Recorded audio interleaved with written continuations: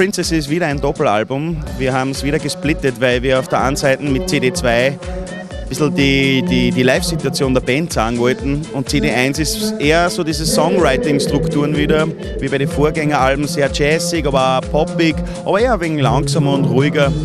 Und im Endeffekt, ich glaube, ich kann es am besten beschreiben, das hat eine positive Melancholie. Ich glaube, das trifft es ganz gut.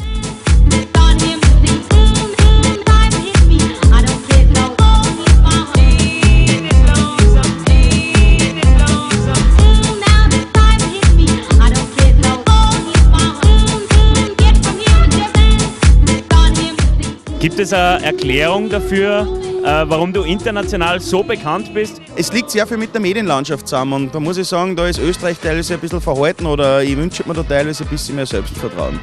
Und das ist das, was im Ausland ein bisschen anders funktioniert. Auch die Radiolandschaft ist im Ausland anders.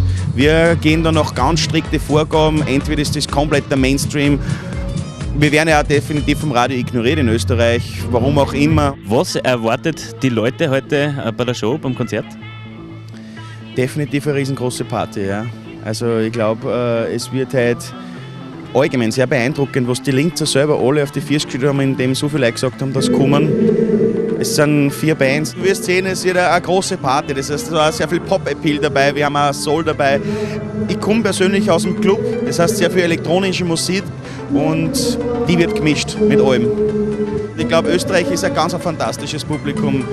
Es waren die letzten Konzerte immer absolut irre und ich freue mich drauf. Was uns natürlich brennend interessieren würde, ist, wie schwierig ist es, sowas wie heute, das Konzert auf die Beine zu stellen?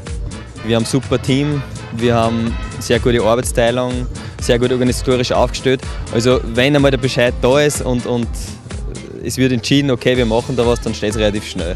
Vom ersten Startschuss, okay, wir machen was in der Tabakfabrik, bis jetzt ist wahrscheinlich ein halbes Jahr vergangen. Also die Vorlaufzeit, Termine und so weiter ist bedeutend mehr als der Organisation vor Ort.